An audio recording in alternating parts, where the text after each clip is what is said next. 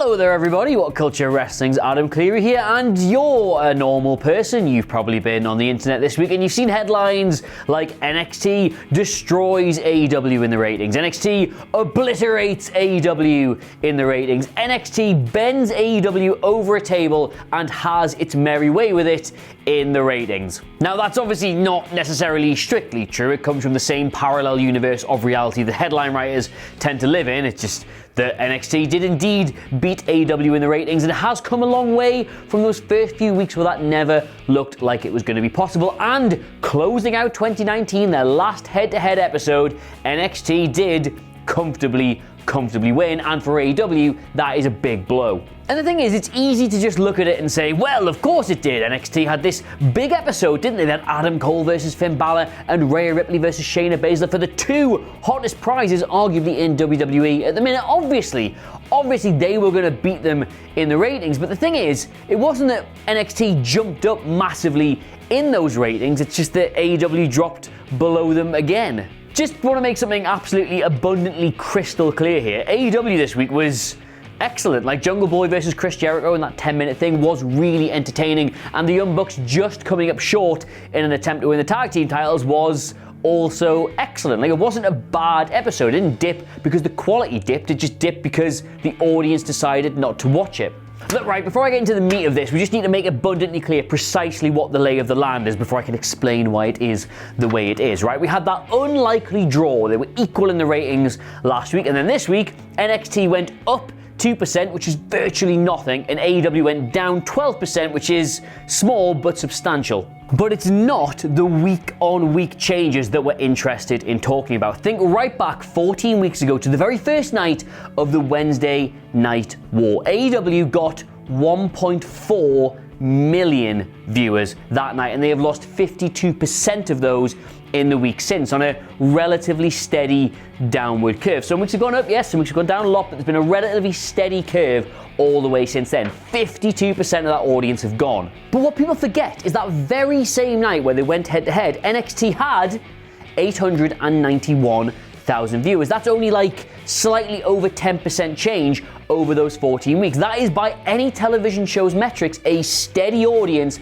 that has stayed. Yes, they've had weeks that have gone up, weeks have gone down, of course, but a stable audience who have tuned in back then, and they are still tuning in now. So for all you're going to read the headlines about NXT destroying AEW in the ratings, what the real story is here is that NXT is retaining its audience while AEW are steadily losing theirs. It's just really interesting right now because the two lines are finally starting to cross each other. So what is the real reason, I hear you ask, for this? Why can NXT retain its viewers while AEW is slowly losing them? Well, I will tell you. And our story starts not on the first night of the Wednesday Night War, but the week before, on NXT's last episode when it was exclusive to the WWE Network. And on that show, in a 5-minute entertainment spectacle match, you had Shayna Baszler, the reigning NXT Women's Champion, taking on the former NXT UK Women's Champion, Rhea Ripley, who was making her debut appearance on NXT, if you mentally snip out some weird battle royal she was in about 2 years ago.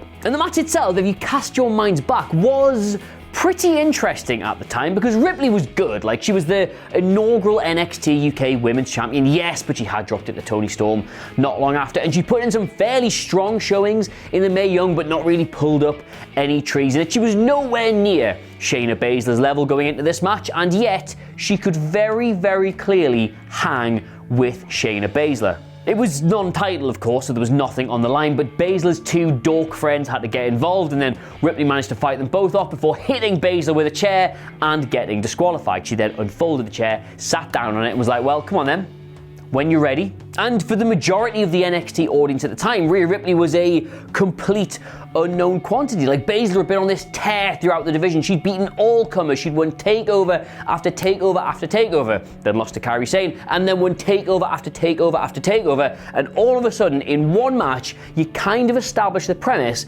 that Rhea Ripley could conceivably beat her. Like, she was not afraid of her. She ended that match standing tall.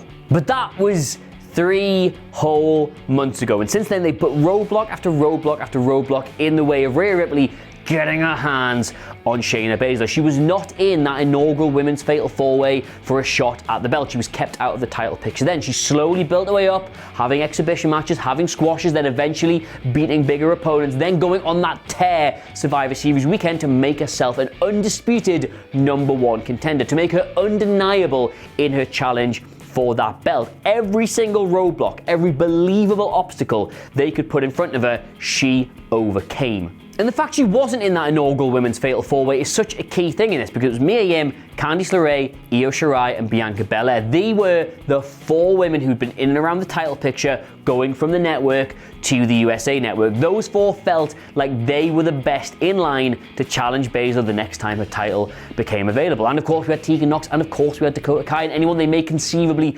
bring down from the main roster. Ripley was at the back of that queue. So to get her from there to challenger status took a lot of work. But that work has taken place every single week on NXT, and it's taken place logically and believably in the run up to all of this. Like I say, she won her squash matches, then she started beating better opponents, and then she finally got herself to the front of that queue, and it's been the driving force behind the women's division on NXT on the USA Network, and the women's division on NXT on the USA Network has been the best thing about the show. Like, actually stop and think about this for a second. The women's division on NXT has been on telly for 3 months, and just think about all the great matches it has spawned in that time. There was the Fatal 4-Way match that launched this entire era, the subsequent title match for Candice, then Io versus Mia. That same night you had Io versus Candice, the Kabuki Warriors versus Kai and Nox, then Kai versus Baszler, the Io versus Mia Yim ladder match, and Becky versus Ripley. Like, every single one of those matches works in some way to inform the title match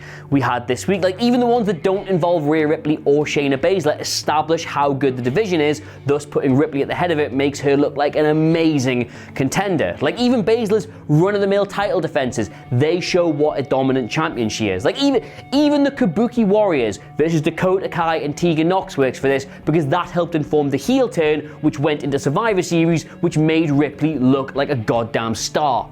Like, just from that last episode of NXT on the network to this week, would you like to hear a list of all the names that Rhea Ripley can claim to have a win over in that time? All the people who she has beaten one way or another to get to that title shot. Here, Piper Niven, Debbie Keitel, Kaden Carter, Ginny, Aaliyah, Mandy Rose, I'm out of fingers already, Sonya Deville, Asuka, Kairi Sane, Natalya, Sarah Logan, Carmella, Dana Brooke, Lacey Evans, Nikki Cross, Charlotte Flair, Sasha Banks, Io Shirai, Kaylee Ray, Bianca Belair, and she pinned Shayna Baszler herself at War Games.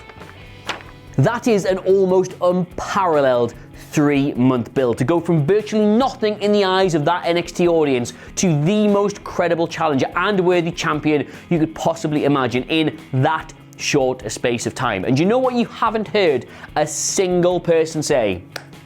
Rhea Ripley's been pushed too hard, overbooked, rammed down our throats. You've not heard a word of it because it's been so brilliantly, consistently, and logically booked. Like, this is proper start at the end. Rhea Ripley defeats Shayna Baszler for the NXT Women's Championship and work all the way backwards to her introduction on that brand. It is absolutely how you should book anything in wrestling. Not reactive, not week on week, not impulsive. Just go, right, we think we've got a star and we think they're going to have a banging match. How do we get from where she is now, nowhere, to there in 3 months? It's just every single bit of it. I didn't even like the War Game stuff. I was like, oh, they're throwing the title stuff out the window when they really shouldn't. Even now, in the context of it all, it works and it makes sense, because that was the only way she could get her hands on Baszler. She'd gone through every other obstacle. She just needed to beat her to prove she deserved that title match, and she did. And that, my friends, is why somewhere between 750 and 890,000 people have tuned in for NXT every single week since that first one to this latest one. Not because they airdropped in a load of stars from Raw or SmackDown, not because NXT was going to be on Survivor Series, because the show has consistently booked this story. And yeah, I will stick my neck out and say that. The reason that AEW got beat off NXT in the ratings this week is because of how good NXT's women's division is. I'm sure loads of people tuned in to watch Finn Balor versus Adam Cole, but they were still watching 2 hours later. And I just want to get one thing absolutely perfectly clear. I said at the start, I'm going to say it again. This isn't about NXT being better than AEW. AEW is new. AEW is doing everything from scratch. AEW literally could not have done what NXT have just done here because you need that year plus long reign to feed into it, to make it feel like it's that important. They will get there, no doubt, eventually when they finally work out who that pure babyface star is to topple Chris Jericho. They will be able to do this eventually, but in here now, they have not been able to do that. And until they can, they're probably going to lose viewers, right until it feels like it's settled down and we know every single week what the story is. With AEW, it feels like every couple of weeks the story is changing slightly. And that's not a bad thing, but it's not a consistent thing either. And the thing is, if you are watching this video, Raw and or SmackDown, it is that easy. That is all you have to do to keep a wrestling audience entertained, is go, okay, what do we want to build to? Right, got that. Where are we now? Okay, what makes sense between here and there to make that feel as good as we know it can be? And with Rhea Ripley beating Shayna Baszler, that is precisely how you do it. So yeah, that's the real reason NXT smashed, demolished, killed, murdered, obliterated AEW in the ratings, because Rhea Ripley versus Shayna Baszler was a match they've been building to for 3 months, and it was worth every single second of it. But as ever, I'm far more interested to know what you all think. Honest, I am, so get it in the comments below, and of course don't forget to like, share and subscribe. But in the meantime, thank you so much for watching. I've of course been Adam Clery, feeling a little bit better. Thanks for asking, and I'll see you soon. Goodbye.